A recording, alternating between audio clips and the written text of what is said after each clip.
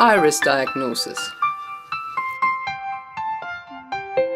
Die Iris-Diagnostik ist ein ebenfalls großer The iris diagnosis is a major focus in this clinic, since the iris, the colored part of the eye, gives an indication about the constitution of a person. The constitution is actually an individual's complete genetic makeup, which means that the iris shows who am I and which burdens and weaknesses of life do I carry.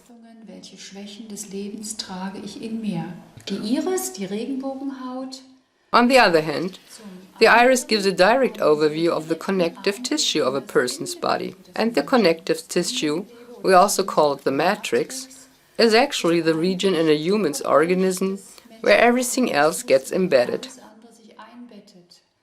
It makes up for about 60% of our body. This connective tissue is quite often the so-called dumping ground, which has to absorb everything and hence inevitably brings about the alteration in the related organ systems. Here on the map, one can recognize the localization of the related organ systems.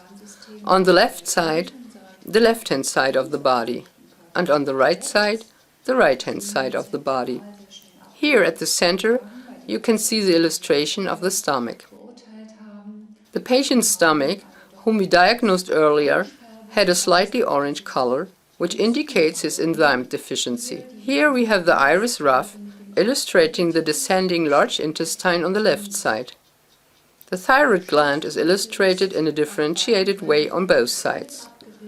The patient whom we had discussed earlier had a mild dysthyriosis of the right thyroid gland.